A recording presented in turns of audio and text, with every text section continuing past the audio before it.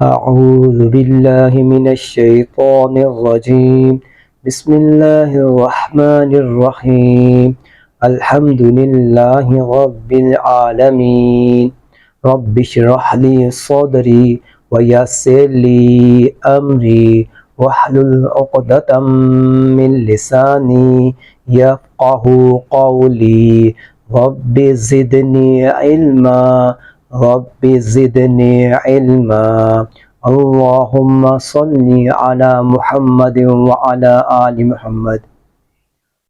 آج ہم الحمدللہ اللہ کے فضل و کرم سے نورانی قاعدے کی تختی نمبر 8 مدہ لین پڑھیں گے۔ تو آج ہم صرف مدہ سیکھیں گے، تو آپ نے اس ویڈیو کو شروع سے لے کر آخر تک ضرور دیکھنا ہے تاکہ آپ اس قرآن کو سمجھ کر اور ٹھیک پڑھ سکیں۔ تو آپ بھی یہ دعا ہر کام سے پہلے پڑھا کریں۔ مدہ کہتے ہیں، مد کا مطلب ہوتا ہے کھینچنا۔ تو پہلا سوال ہے حروف مدہ کتنی ہیں؟ حروف مدہ 3 ہیں، الف مدہ، واو مدہ، یا مدہ۔ حروف مدہ کو کتنا کھینچ کر پڑھنا ہے؟ حروف مدہ کو ایک الف کھینچ کر پڑھنا ہے۔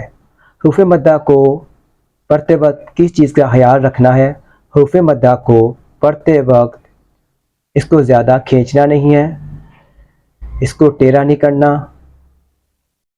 جھٹکا نہیں دینا، اس کی مقدار کو کم یا زیادہ نہیں کرنا، اور ہجا کرتے وقت حرف کا نام پورا لینا ہے۔ الف مدہ کب ہوگا؟ الف مدہ الف سے پہلے زبر ہو تو حرف کے اوپر، الف سے پہلے حرف کے اوپر زبر ہو تو الف مدہ ہوگا۔ حرف جو سا پیچھے مرضی ہو، تا ہو، سا ہو، لیکن شرط کیا ہے؟ الف ہے۔ واو مدہ یہ آپ کو جزم نظر آ رہی ہے، جزم ہمیشہ اپنے ما قبل حرکت سے پڑھی جاتی ہے، یہ جزم ہے۔ تو واو کے اوپر جب جزم ہو تو پیچھے حرف کے اوپر پیش ہو تو یہ واو مدہ ہوگا۔ واو ساکن ہو، اس سے پچھلی حرف پر پیش ہو تو واو مدہ ہوگا۔ یا مدہ یا ساکن ہو، اس کے پیچھے حرف کے نیچے زیر ہو تو یا مدہ ہوگا۔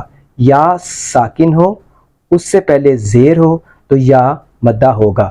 اگر آپ کو یہ جزم واو کو پر یا کو پر یا الف کو نظر آئے تو یہ الف مدہ واو مدہ نہیں ہوگا۔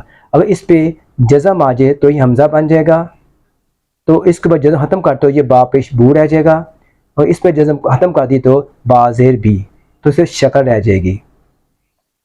تو آپ نے اس کو اتنا کھینچنا ہے جتنا آپ نے کھڑی رکعت کو پڑھتے وقت کھینچتے تھے۔ پڑھ کے سناتا ہوں، جیسے آپ کو نظر آ رہا ہے، تا کھری زبر تا، تا کھری زیر تی، تا الٹا پیش تو، تا تی تو۔ تو اس کے جوڑ آپ نے کیسے کرنے ہیں؟ اس کے 2 طریقے ہیں۔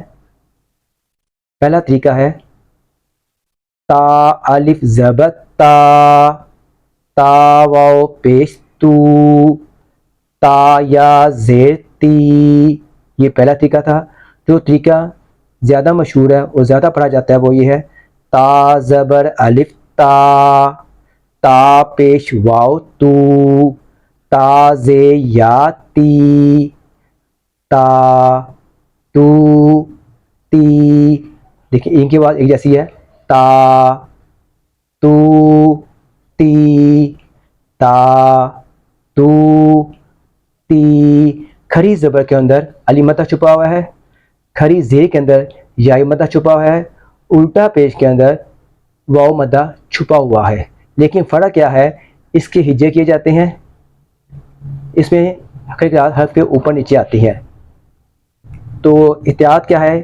اس میں آپ مجھول نہیں پڑھنا، تا تے تو لمبا کیا زیادہ، تا تو تی، کم کیا ہے، تا زبر الف تا، تا پیش واو تو، تا زے یا تی، یہ غلطی ہے۔